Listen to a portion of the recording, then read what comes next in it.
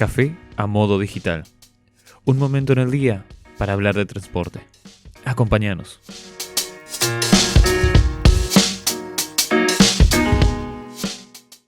¿Qué tal, hermosa gente? Muy bien, como es dándole inicio a este ciclo de café digital a modo digital, como es evidentemente vamos a hablar con un amigazo, uno de los técnicos que supo recorrer los caminos del transporte. No porque bueno, el transporte viene de hace muchos años, pero sí como es Vamos a hablar con el ingeniero Tomás Rivarola, que bueno, nos conocemos. Es parte del mundo del bus, porque como es desde el primer ejemplar, siempre está con nosotros hablando de este tema de transporte. ¿Qué tal, Tomás? ¿Cómo te va? Pedro, un verdadero placer estar juntos en la distancia nuevamente. Como vos decís, a veces pienso que más vale no contar hace cuánto tiempo, porque la gente va a saber los viejos que somos, ¿verdad? Pero sí, tengo ya desde hace bastantes años el privilegio de poder conocerte y acompañar este emprendimiento que quijotescamente iniciaste hace ya tanto tiempo. En serio, ¿no? Vos fijate que de pronto decimos, tantos años añejos, nos empezamos a añejar, pero ¿sabés qué? La alegría es que, fíjate lo que voy a mostrar ahora, es la tapa del mundo del bus, es el segundo ejemplar de 1993. Y como es acá estamos, era jovencito, Pelo más negro y algunos kilos menos. Y como es no eras el único, yo también, a Juan Alberto Benninger, primer viceministro de Transporte, no es cosa menor, No es cosa menor. Y también primer director ejecutivo de la CETAMA. Claro. Posteriormente. Y decime, ¿cómo es vos estuviste como director también de la CETAMA? Claro, digamos, yo fui el primer director de transporte de la CETAMA. Antes de eso me desempeñaba como jefe del Departamento de Transporte de la Municipalidad de Asunción. En tal carácter, fui contraparte y participé con el proyecto del Ministerio de Obras Públicas, que fue el proyecto COMI, con el ingeniero Dror El Azar, de nuestro querido amigo de Israel, si es que de casualidad por estas cosas del mundo y la tecnología nos ve, le envío... Te digo, Tomás, que nos ve, nos está viendo, sí. Y que nuestro recuerdo y nuestras oraciones están con él en estos momentos difíciles que están pasando en su país, y esperando que todo se arregle de la mejor manera posible.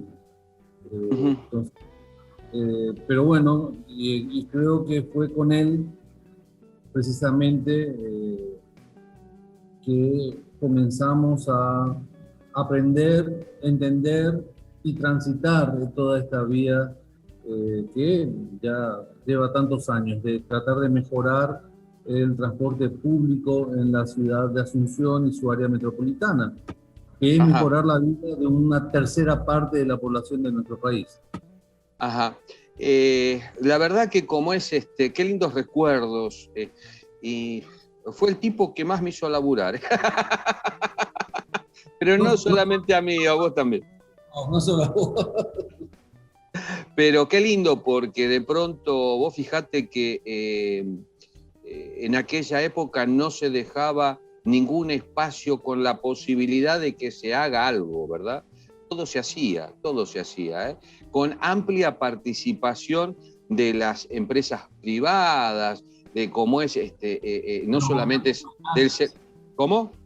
De los gobiernos locales, un sector que desde entonces no ha tenido la participación que necesita tener. Entonces, a veces, por esa separación que existe entre las políticas del Estado central y las políticas municipales, termina habiendo interferencias mutuas dentro del sistema de transporte, en lugar de integrar todos los esfuerzos que debiera hacer. La verdad que sí, ¿eh? Vos fijate que en aquella época ustedes lograron unir a todas las partes, inclusive, es más, aquellas partes que no solamente municipios, sino también los proveedores. Se trabajó con todos los proveedores, todos mancomunados como si fuera el mismo sector. Una cosa bella, que después yo no lo he visto, después no lo he visto más, ¿eh? No. Un proyecto de ese tipo y amplio, como lo que fue el trabajo del proyecto COMI, no volvió a repetirse en nuestro país, con los proyectos importantes que indudablemente hubo, ¿verdad? De distinto tipo y las distintas iniciativas. Ajá. Y la verdad es que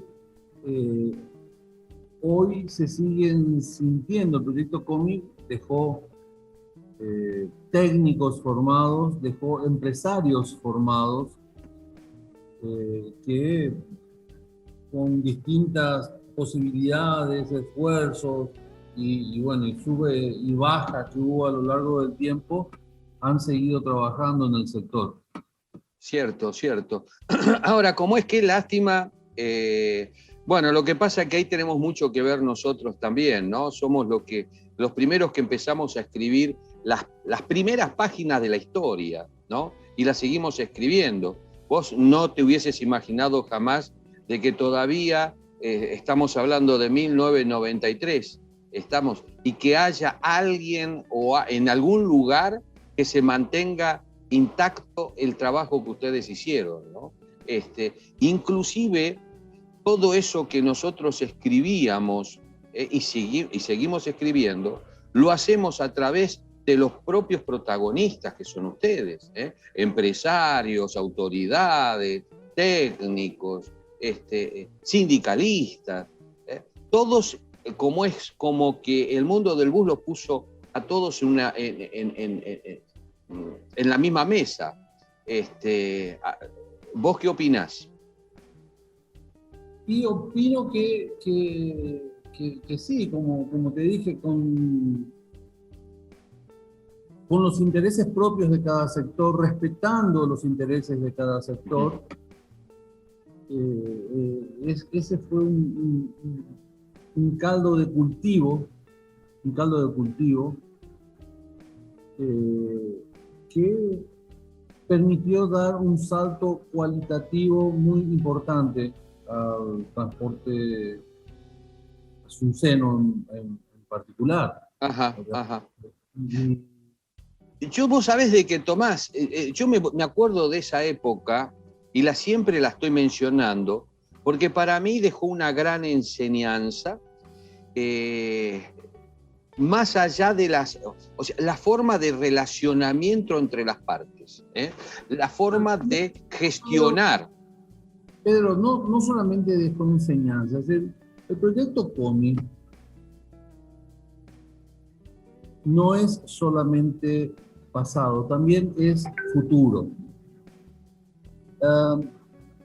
En estos días el Viceministerio de Transporte dictó una resolución dentro de las leyes de emergencia por la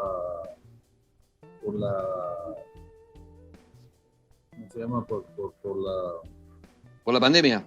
La pandemia, gracias.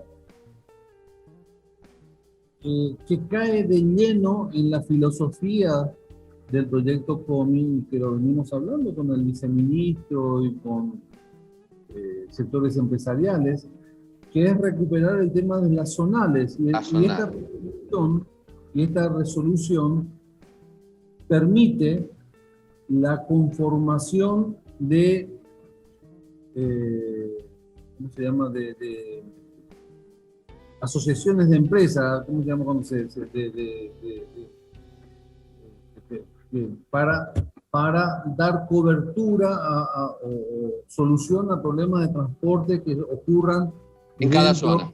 Dentro de cada zona, sin tener que recurrir a licitaciones y compañía que también está muy bien, pero que primero que tarda mucho tiempo para resolverse, y segundo, que a veces termina generando la inclusión, o sea, de que para solucionar un aspecto terminamos creando problemas en otros aspectos. Entonces, con la formación de consorcios para dar cobertura a esas distintas zonas, esto se soluciona rápido. Eso es una herencia del proyecto COMI, pero además es el germen posible de empezar a trabajar a una escala diferente el tema de transporte, la integración entre las empresas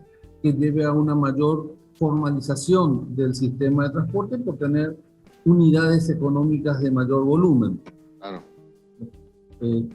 Y eso es retomar un nuevo intento, porque no es el único. Finalmente, si te pones a pensar, Pedro, el desgraciadamente famoso ahora proyecto Metrobús, no es sino el perfeccionamiento de aquello que hablábamos del proyecto COMI, que es trabajar en una troncal y dentro de una zonal específicamente con integración de las empresas que operan en ese sector. O sea, es un intento de llevar al máximo esas ideas que además, justamente por universales y por bien pensadas, siguen estando vigentes. Sí, que inclusive, como es de ahí, se hablaba de la racionalización, el troncal como los abastecedores del troncal. Hablamos del proyecto COMI como pasado, pero realmente es futuro. Ajá. Sí, comparto plenamente, Tomás, comparto plenamente. Ahora bien, me pasaste al futuro. Qué lindo, ¿no? Cómo se vino dando, cómo cambió en estos días con el nuevo viceministro, todo el tema, ¿no? Una dinámica absolutamente diferente de la que desafortunadamente nos había acostumbrado el anterior viceministro. Sin lugar a dudas, aparte de eso, el ingeniero Víctor Sánchez está mostrando ser una persona amplia en sus criterios, una persona con apertura, y es una persona que le tocó bailar con la fea, ¿verdad? O sea, él asumió el viceministerio de Transporte en unas condiciones que, te soy sincero, yo no hubiera asumido. O sea, a mí alguien me decía, Rivarola, ¿usted quiere ser viceministro? Yo le decía, ni borracho, en estas condiciones, ni borracho, y lo digo muy en serio, ¿verdad? Porque el sistema en una crisis casi terminal, sin ningún tipo de políticas de cobertura o de salvataje, asistencialismo, claro, a la emergencia de la pandemia, con el gobierno simplemente apuntando con el dedo como si los empresarios fueran los malos de la película, ¿verdad? Para generar una especie de psicosis colectiva de quién es el malvado, ¿verdad? Donde en lugar de solucionar problemas trataba de mostrar quién era el culpable, supuestamente. Uh-huh. En una situación económicamente muy difícil de la población y del país, pero, o sea, o del Estado, voy a decir, del país de su gente, pero de una situación difícil del Estado y de la gente, y donde, para colmo, digamos, como si per se eso no fuera suficientemente malo, en el último mes se dieron 2 aumentos consecutivos del precio del combustible, del gasoil, que sacuden nuevamente toda la estantería.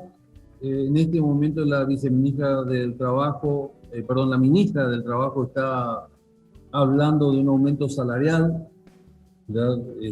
Donde seguramente que, desde luego que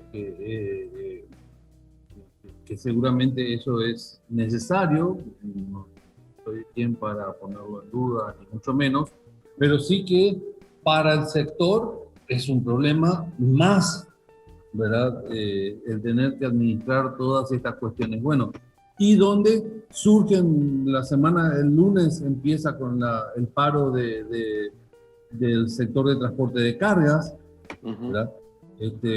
O sea, se acumulan los problemas y que son problemas que tiene que enfrentar el viceministro Sánchez, pero que son provocados por las circunstancias.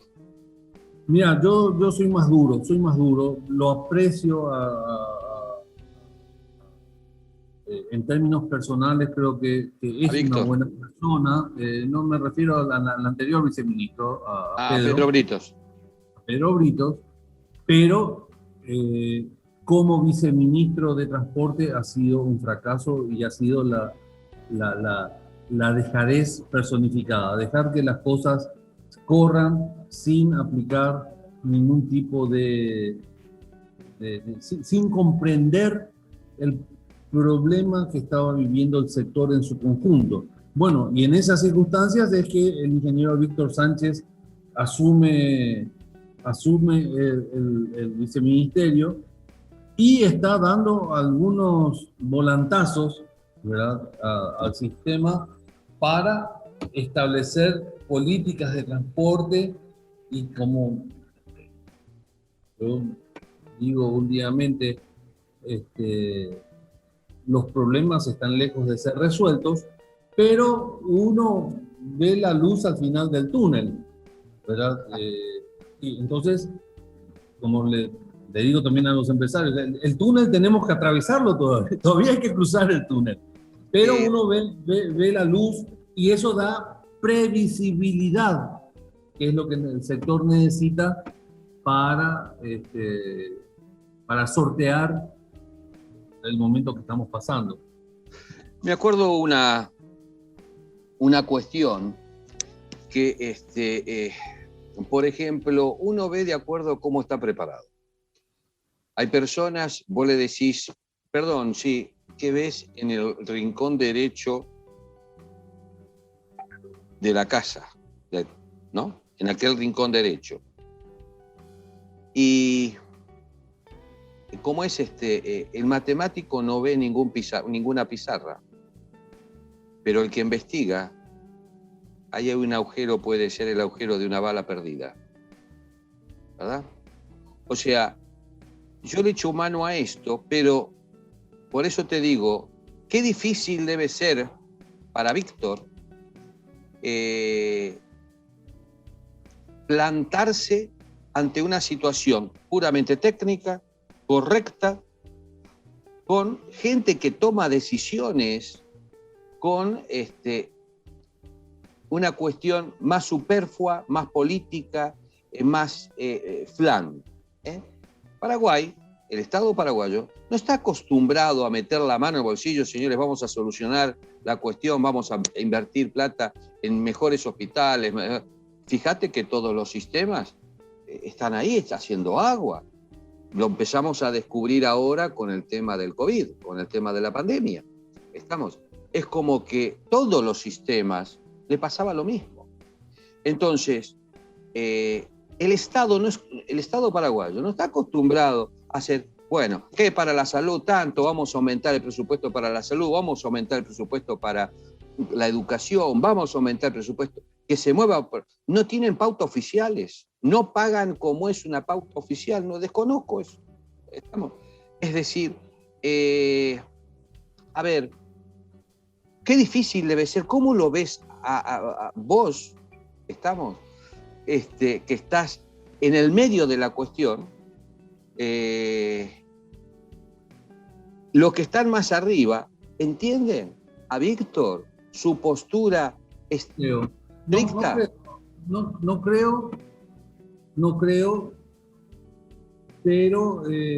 pero sí te diría que Víctor está consiguiendo, el viceministro, aclaro a todo el mundo que Víctor es un querido amigo desde hace bastante tiempo también del sector, uno de los responsables del diseño de lo que hoy es el exitoso sistema de billetaje electrónico en Paraguay. Pero bueno, el viceministro está consiguiendo cambiar la inercia de este viceministerio, y tiene logros que además se traducen en políticas concretas rápidas. El ejemplo para mí en este momento es la reacción ante la suba del precio del gasoil. El gobierno tiene el interés de mantener la tarifa sin modificación, la tarifa al público sin modificación. Entonces, el viceministro en 48 horas, consiguió el compromiso de la compañía de petróleos paraguayos, de Petropar, de proporcionar por 2 meses de mantener el precio anterior del combustible, con lo cual a su vez el sector gana tiempo, y cuando digo el sector me refiero al sistema, y el sistema le incluye a todos, ¿verdad? Exacto. Cuando es el sistema no es solamente los empresarios, el sistema es el conjunto de elementos. Entonces el sistema con esto, pese a esos pequeños terremotos que estamos teniendo, logra el tiempo y la serenidad para seguir trabajando en algo importante como es la tarifa técnica, en lo inmediato, y estas cuestiones más de fondo como esta resolución que te comentaba, para empezar a pensar en el rediseño desde un punto de vista de la gestión de nuestro sistema de transporte. Eso es algo mucho más lento, pero que debe ser, sale como una resolución casi oscura, te diría, pero debe ser una de las decisiones más importantes que se han tomado en los últimos años en el tema del transporte público. Uh-huh. Hola, antes de seguir con el episodio, quiero recordarte que estás escuchando un podcast del Mundo del Bus. Toda la información aquí vertida la podés encontrar en elmundodelbus.com, medio especializado en transporte. Y ahora seguimos con el episodio.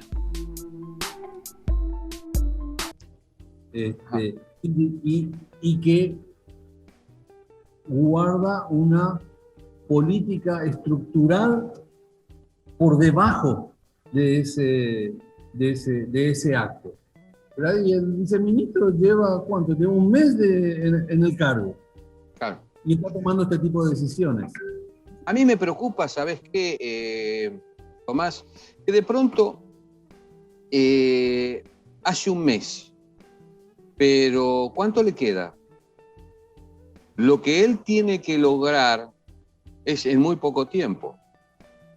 O sea, y no me parece mal, al contrario, lo veo con mucho dinamismo, con mucha fuerza, con mucha impronta. entonces lo veo capaz. El tema es que todo lo acompañemos. Va a depender, claro, va a depender de que el sector, nuevamente, comprenda la oportunidad que está teniendo con este viceministro que tenemos ahora, y podamos arroparlo. Y aclaro, desde luego que arroparlo también implica criticarlo de frente cuando pensemos que hay patinadas, que es desde luego imposible que no se produzcan, ¿verdad? Entonces, de manera a que puedan eventualmente darse otra vez los ajustes de tuercas donde tengan que ser hechos. Yo creo que criticar de frente y con lealtad es una de las cosas precisamente que requiere la gestión pública para siempre poder y en todos los bien. casos. Sí. Siempre y en todos los casos.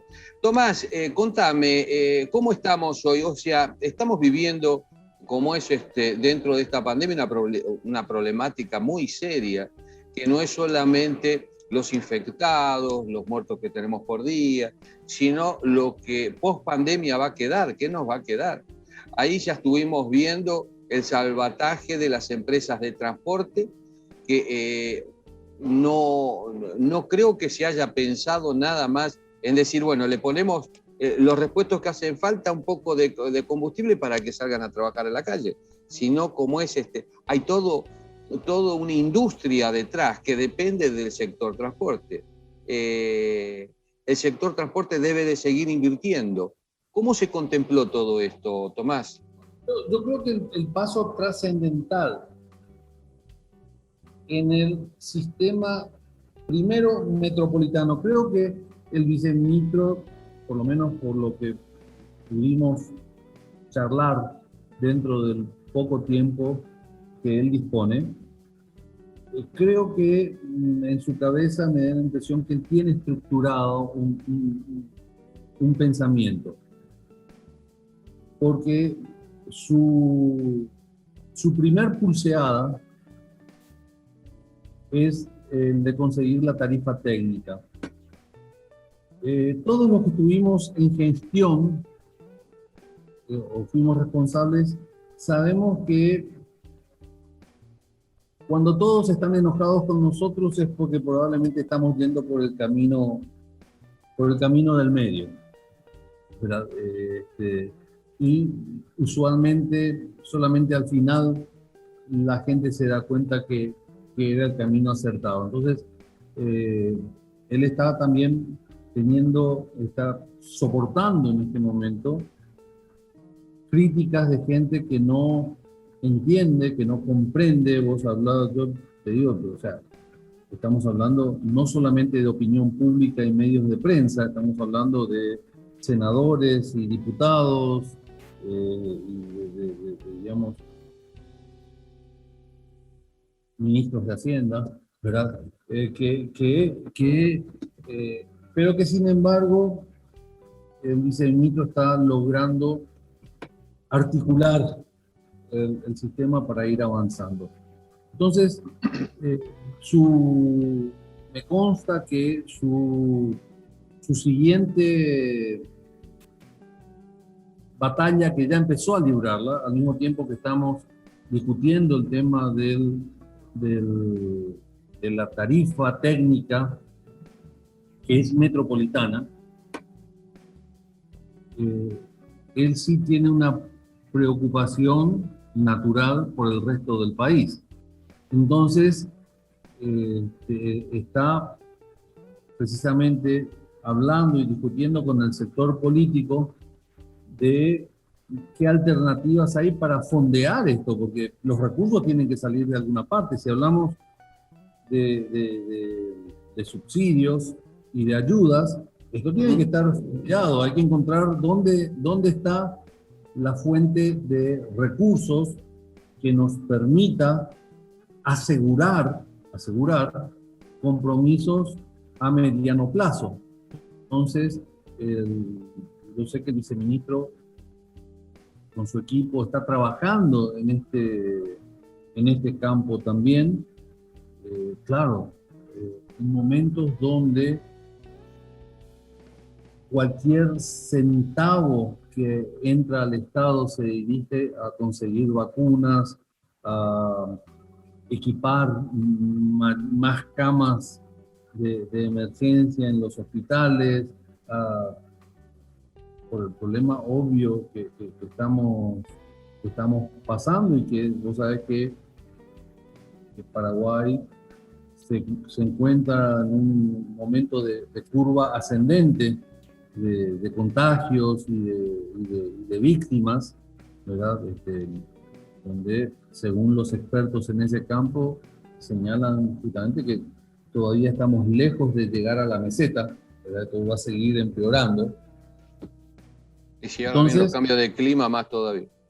Claro, y bueno, entonces en ese ambiente,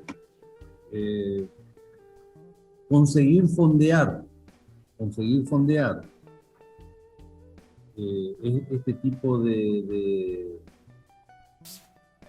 programas ya más ambiciosos, ¿verdad?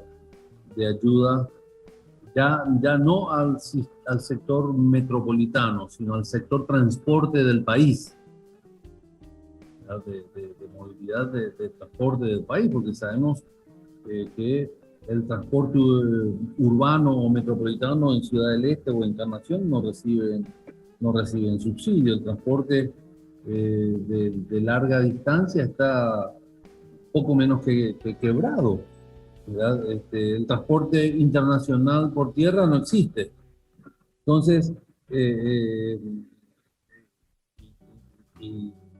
y son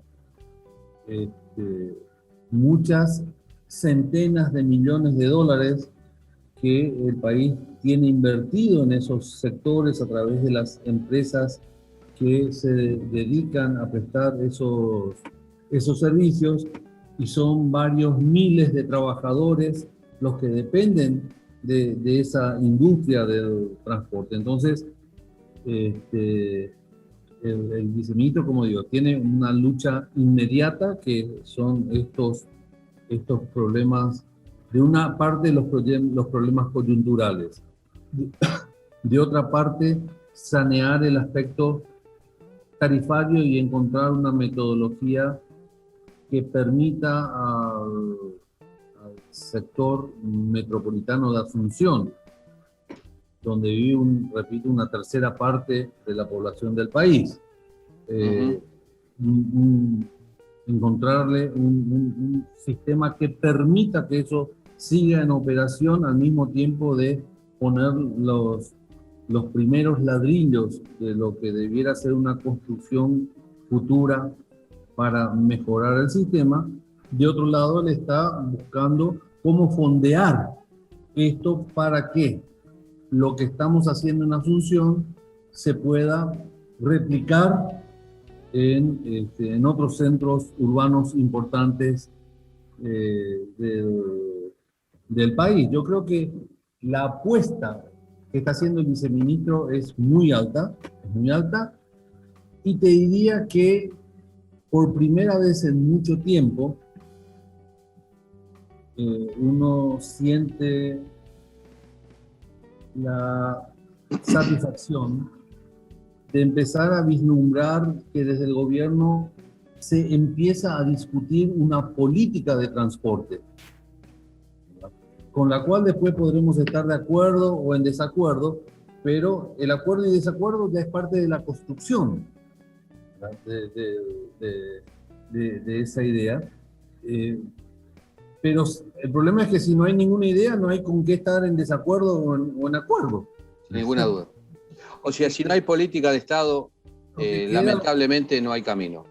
Queda la situación previa, la situación anterior. Entonces, él está en esa fase de construcción, buscar el fondeo que entonces después ya permita levantar la vista para empezar a pensar en ese después que vos señalabas, y que también nos permita subsistir el hoy y el mañana, digamos, ¿verdad? De este sistema. Yo lo veo como es, a ver, yo siempre me inclino a la clase política que vivió siempre del Estado, con faltas de políticas de Estado, donde los sectores están, los servicios están, y se van manejando ahí, está. O sea, no hay una curva ascendente, como es progresista, evolutiva, donde te permita a vos, vos como ciudadano, te hiciste ingeniero por causa tuya.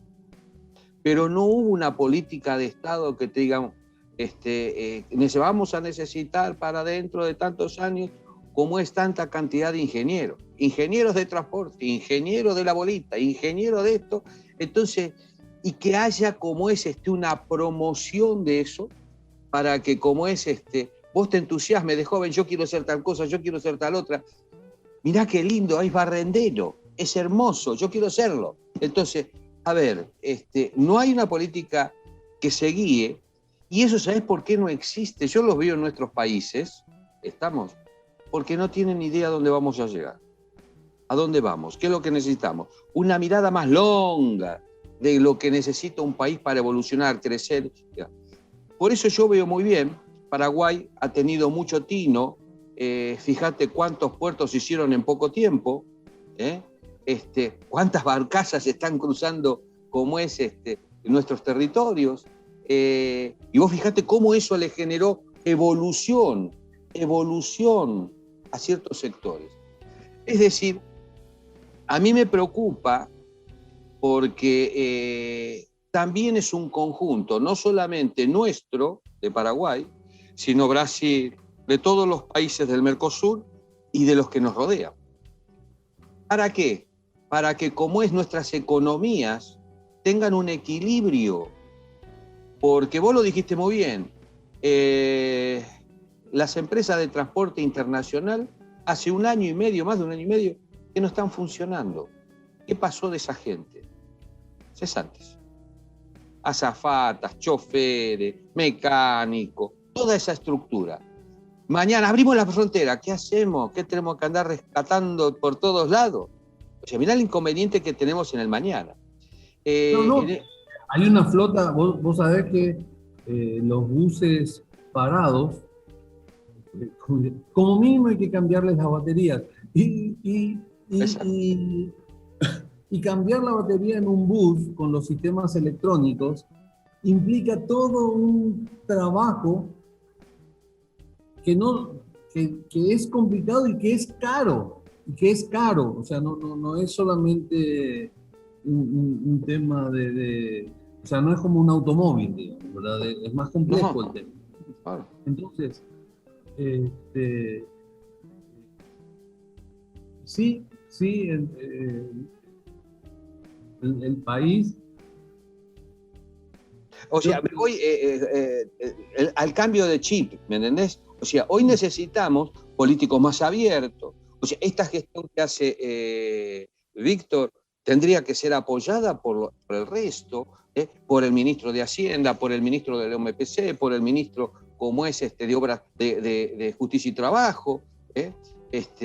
¿Por qué? Porque hay que hacer todo un plan donde todos tenemos que ver. Ojo. De momento yo creo que tiene el apoyo más importante, que es el del presidente de la República. Ajá. De otra manera, no estaría consiguiendo las cosas que consigue.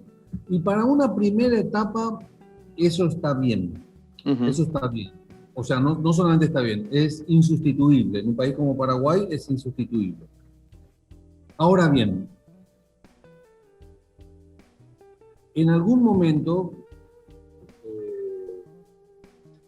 en los próximos meses, se tendrá que empezar a pensar cómo dar el paso de una política de gobierno a una política de Estado. Fíjate, Pedro, que en ese aspecto, en Paraguay tenemos un problema muy grave. Creo que es en general en toda Latinoamérica, pero en Paraguay es particularmente grave. Y dentro del sector no es grave, es calamitoso. Ningún proyecto importante sobrevivió un cambio de gobierno. Un cambio de gobierno se llevó al proyecto COMI. Un cambio de gobierno cortó el plan Z. Un cambio de gobierno paró el Metrobús. O sea, nuestros proyectos no sobreviven los cambios de gobierno, en algunos casos el cambio de ministro, aunque no cambie el gobierno. Claro. Pero, y bueno, tendremos que sentarnos a pensar cómo lograr eso. Y creo que en eso el sector empresarial tiene un rol que jugar, que hasta ahora no lo jugó tampoco, ¿verdad? O sea, yo creo que el sector empresarial paraguayo tiene que asumir una mayoría de edad y de dejar de comportarse como adolescentes, ¿verdad? Del tema y mirar un poco más a largo plazo.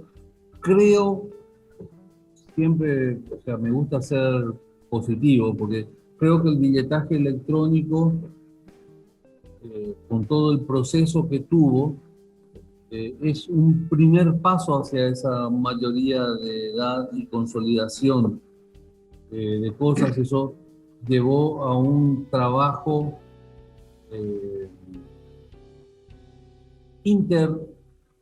intraempresarial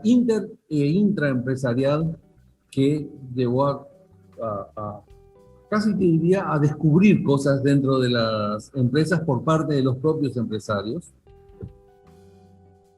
Y fundamentalmente a darse cuenta de que se puede. Vos mencionabas el tema de las barcazas. Yo te puedo mencionar otros sectores, particularmente, por ejemplo, el sector cárnico en Paraguay, que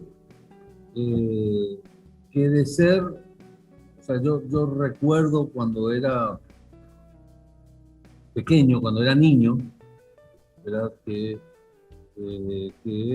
un chiste extendido era que comías un asado en Paraguay y tenías que luego reservar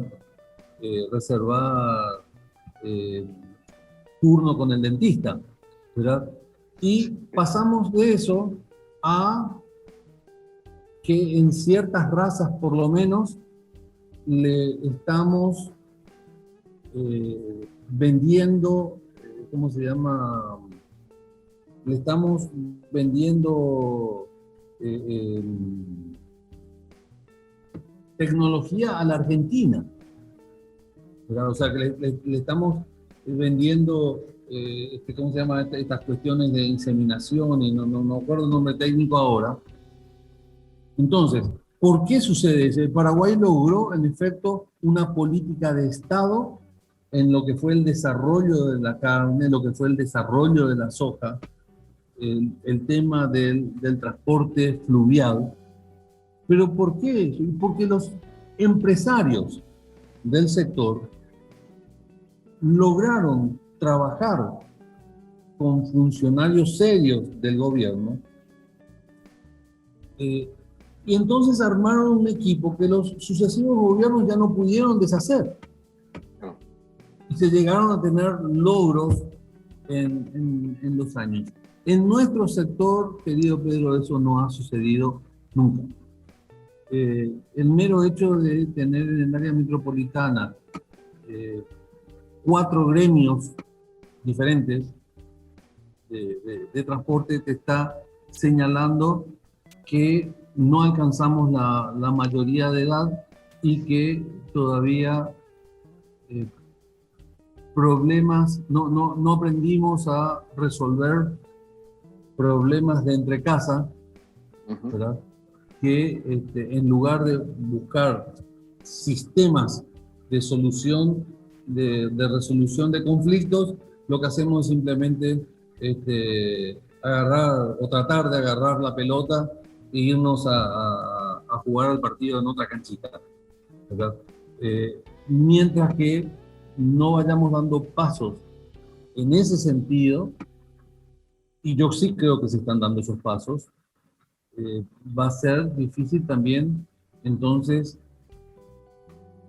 que el gobierno de turno te tome en serio, ¿verdad? Eh, Sí, para desarrollar políticas de Estado.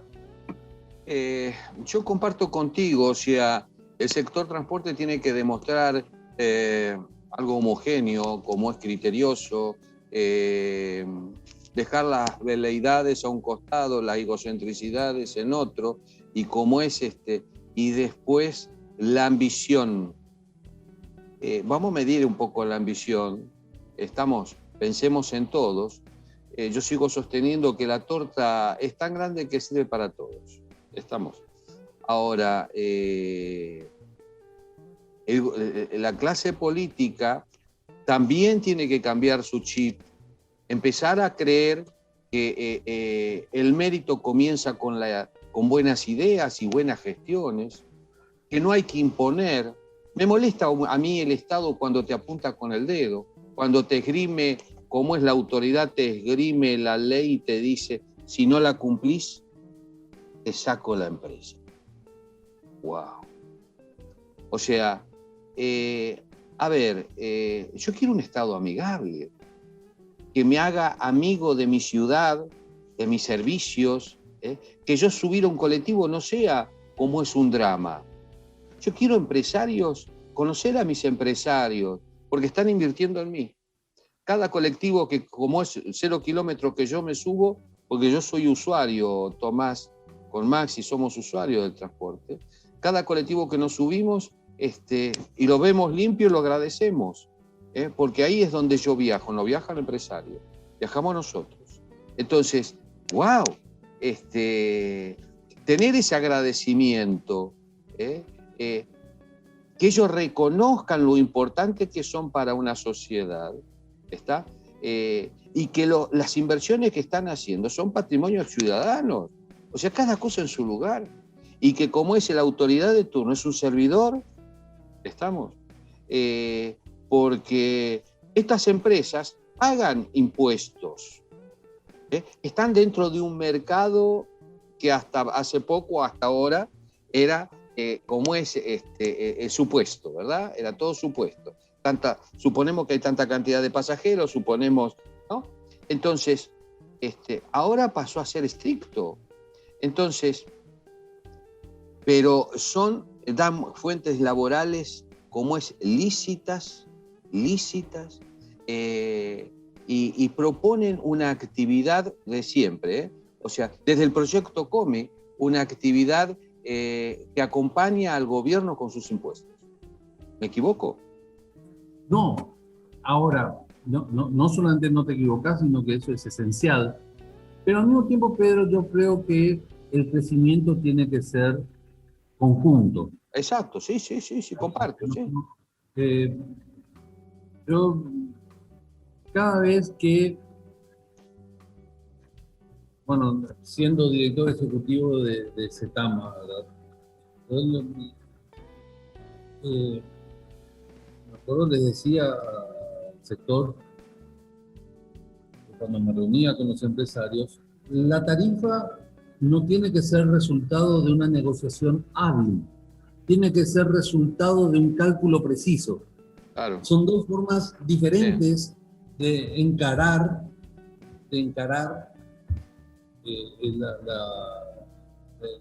cómo se trabaja en el sector, dos formas completamente diferentes, ¿verdad?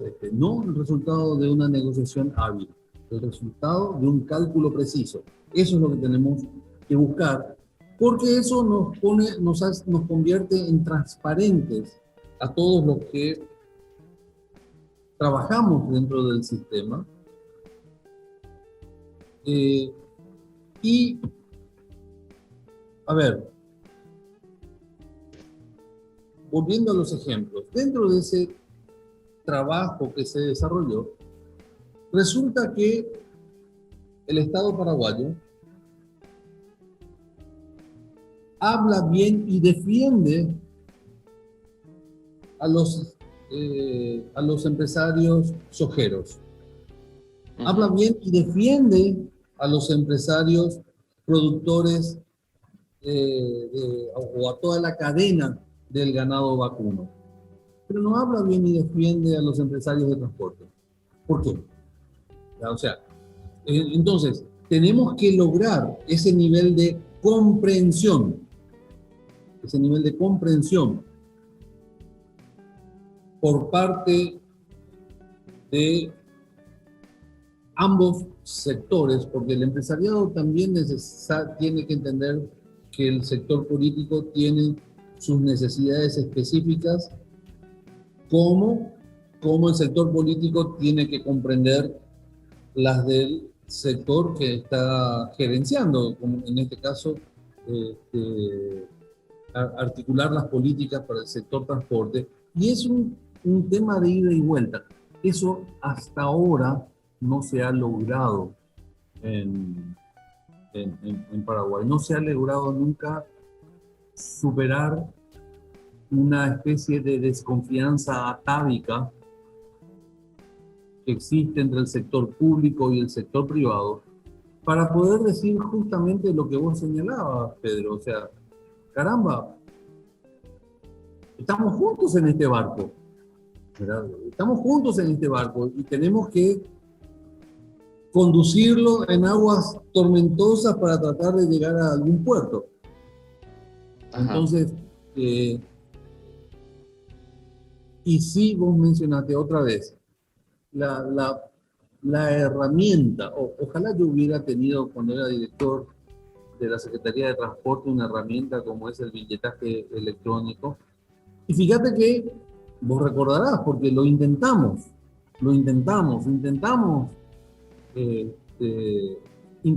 tener.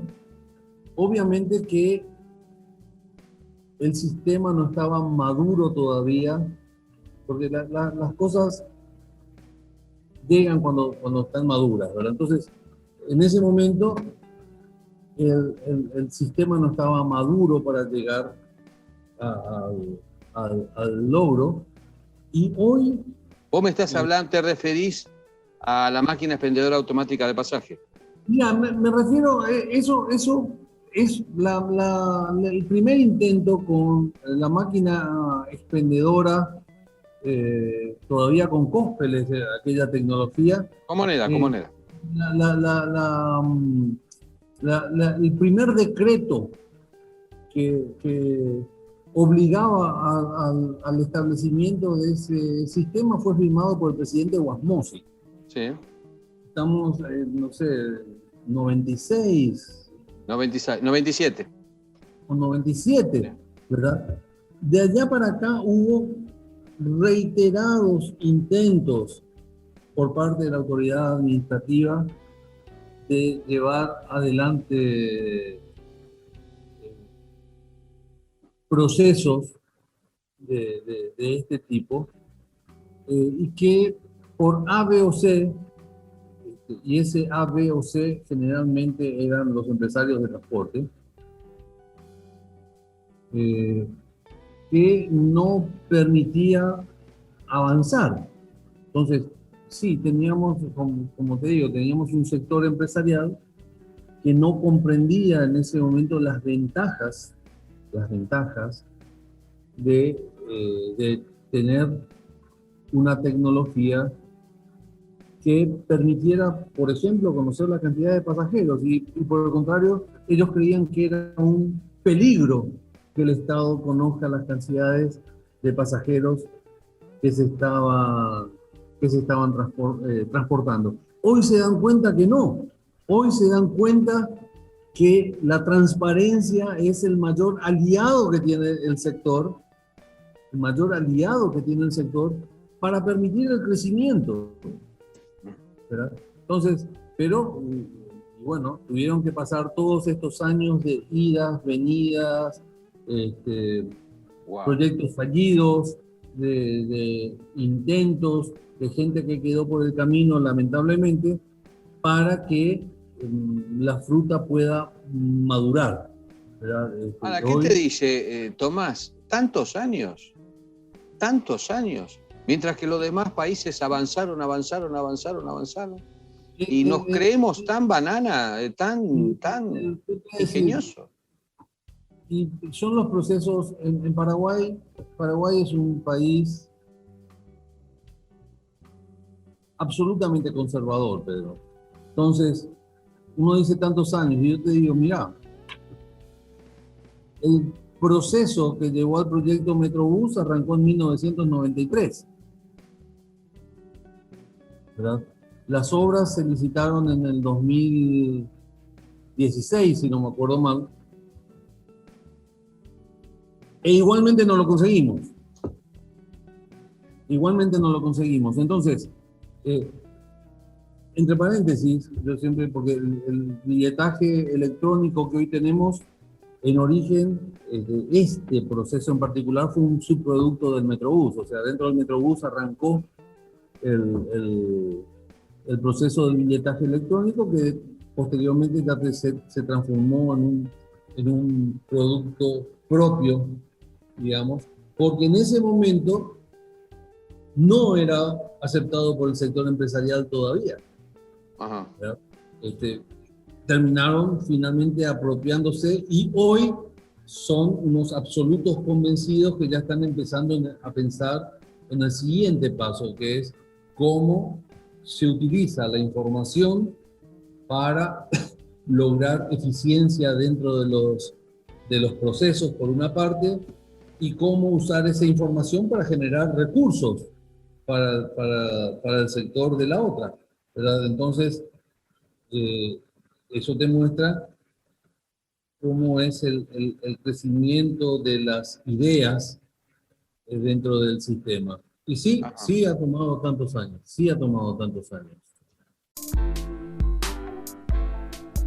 Hola, antes de seguir con el episodio, quiero recordarte que estás escuchando un podcast del Mundo del Bus. Toda la información aquí vertida la podés encontrar en elmundodelbus.com, medio especializado en transporte. Y ahora seguimos con el episodio. Ahora, yo me pregunto, Tomás. Probablemente, pero entre paréntesis, probablemente también por lo que históricamente fue una visión y una posición autoritaria desde el Estado, ¿verdad? O sea, de donde un Estado que pensaba que porque salía un decreto las cosas tendrían que suceder.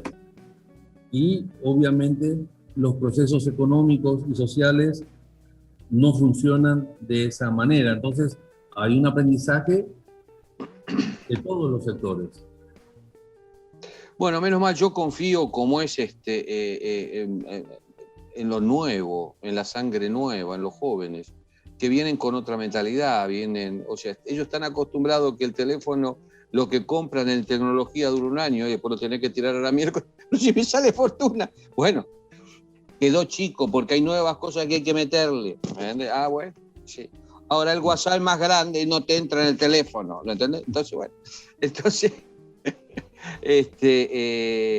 todo es descartable. Entonces, bueno, esa raza nueva hace que tengamos posiblemente que vean que los colectivos tienen que ser nuevos, que como es la asistencia a la gente debe ser distinta. Esta pandemia creo que nos habrá enseñado algo de administrar las cosas, primero como es para el pueblo, y después también para el pueblo, porque para eso nos eligieron. Mira, Pedro, hay aprendizaje. Por ejemplo, en los últimos 20 días ha ocurrido algo que en mis sueños más alocados como técnico Ajá. no lo tuve, y que como responsable o proyectista del Metrobús lo sufrí, que es comerciantes pidiendo la peatonalización de las calles, ¿verdad? Donde cuando a mí se me ocurría decir, no, señores, las veredas tienen que ser para los peatones, me motivaba editoriales en contra de algunos medios de prensa, ¿verdad? Entonces, fíjate que nuevamente a veces parece que tienen que ocurrir estas cosas desgraciadas tan graves para lograr cambiar el chip, vos decías, que tenemos en la cabeza. Y digo esto porque hay un convidado que todavía nos está sentando a la mesa y creo que es esencial que se siente a la mesa, y que son los municipios. ¿Por qué digo esto, Pedro? Más allá de los sistemas internos, que también son un problema, pero no me voy a referir a eso. No podemos tener una política y transporte público de calidad mientras que el transporte público sea rehén de la congestión que provocan los vehículos particulares. Sí, sí. Entonces, y resulta que la gestión del tráfico, de la circulación en las calles, es una responsabilidad municipal. Entonces, tenemos que tener nuevamente proyecto común, ¿verdad? O sea, tenemos que ser capaces de incorporar a todos los sectores que tienen y que cumplen roles dentro de este sistema. Sí, señor. ¿Verdad? Y hay entonces un actor importante que no lo estamos incorporando todavía, pero que es esencial.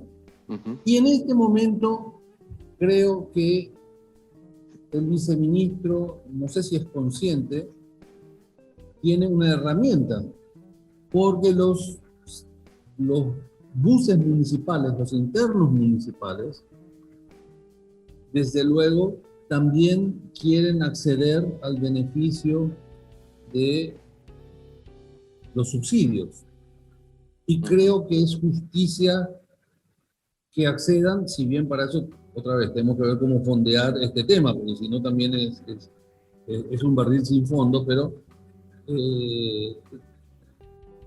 entonces, esa es una oportunidad para convocar a una reunión con los responsables de las municipalidades y decir, bueno, espera, vamos a estudiar este tema del subsidio, porque corresponde, pero vamos a estudiar el sistema, porque el sistema necesita de decisiones municipales para que esto funcione mejor para todos los ciudadanos. Entonces, las circunstancias están haciendo que nos están poniendo herramientas facilitadoras para este tipo de cosas, ¿verdad? Yo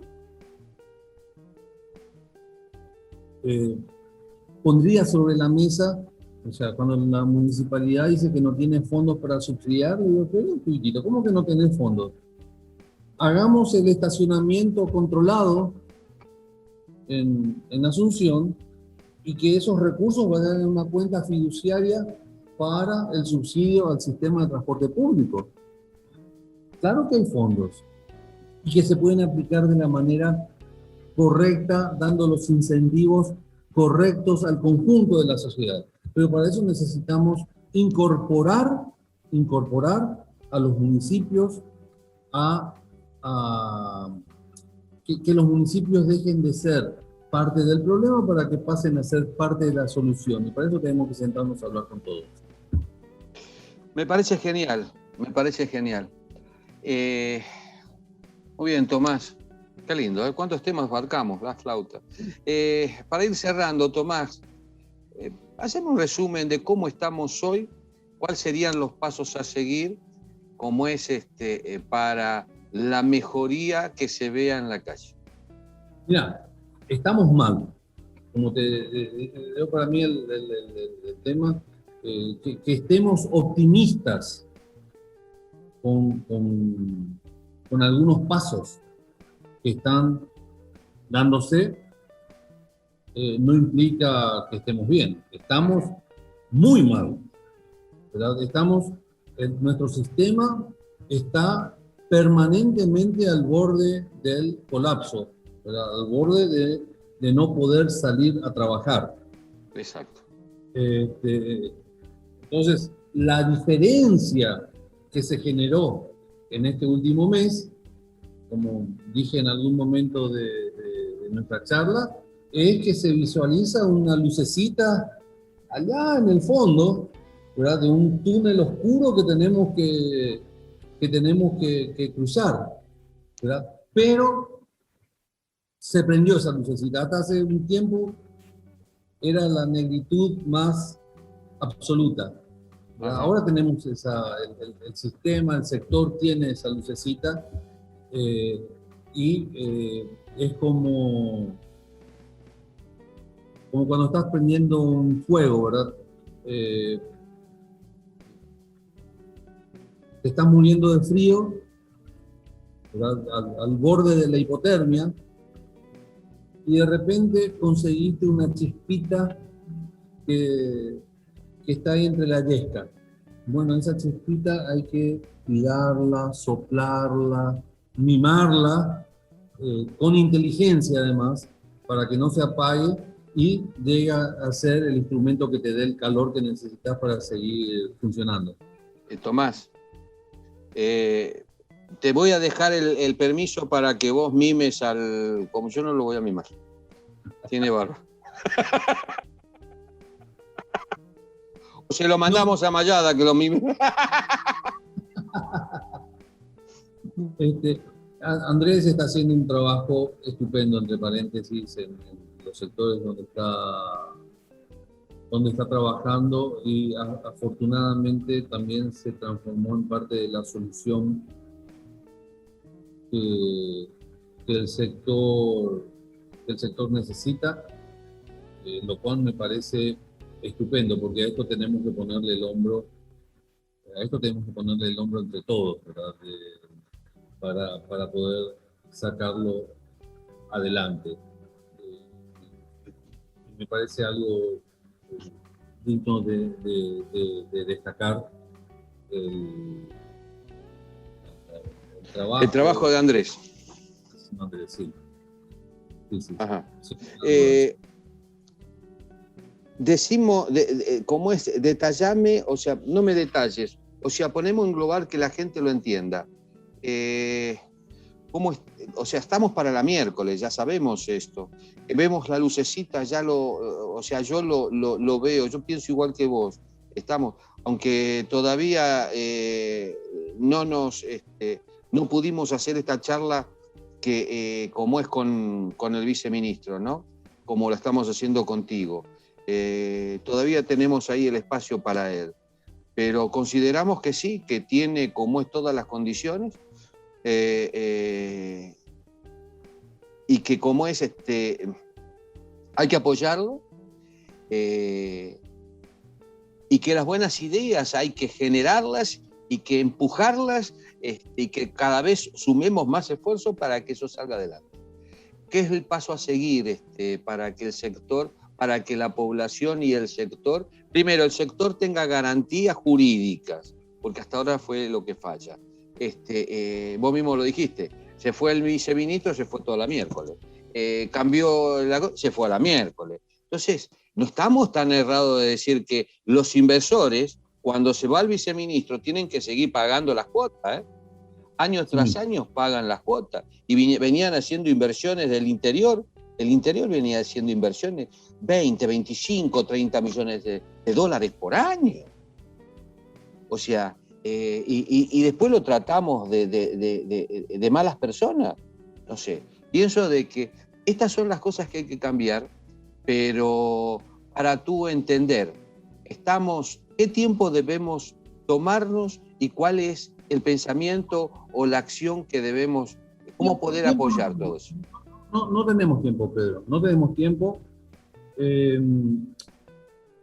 A ver, ¿cuándo fue? Hace 4 días creo que fue que subió el precio del gasoil. Uh-huh. Si el viceministro el día de ayer, o sea, 2 días después o 3 días después de la suba, no conseguía lo que consiguió, hoy amanecíamos sin transporte, porque las empresas ya no podían seguir operando. Claro. O sea, con lo que él consiguió, hoy se trasladó al lunes, y el lunes habrá que hacer para trasladar al miércoles, y la meta explícita del viceministro es la semana que viene tener cerrado la cuestión de la tarifa técnica. Entonces, cerrado e inclusive socializado, porque aquí yo creo que el viceministro, espero que sea consciente de la tremenda batalla pública que se va a librar por una incomprensión que la generó el mismo Estado. O sea, como el gobierno viene mintiendo sobre este tema y diciendo que hay reguladas del transporte porque los empresarios tienen cuernitos y una cola puntiaguda, ¿verdad? Y que para salir en la foto nomás dejan el tridente un rato, porque ese fue el discurso. Claro, sí. Pero no de ahora, de hace muchos años, ¿eh? Ahora hay que cambiar a un discurso de decir, señores, en realidad la tarifa se tiene que duplicar, en algún caso triplicar, ¿verdad? No se preocupen que no le vamos a pasar eso al sector más jorobado, ¿verdad? Entonces vamos a mantener la tarifa o la variación en la tarifa será mínima, pero esto tenemos que pagarlo con subsidios. Y esos subsidios a su vez tienen que ser fondeados de alguna fuente, ¿verdad? Del tema. Entonces yo creo que en los próximos 30 días la batalla va a estar en este campo. Porque no basta tener el cálculo, eso también hay que implantarlo. Y no te olvides, Pedro, que estamos entrando en fase de elecciones en el país, ¿verdad?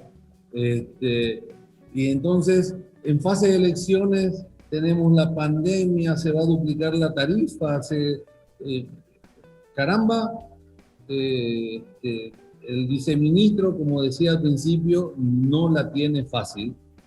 No.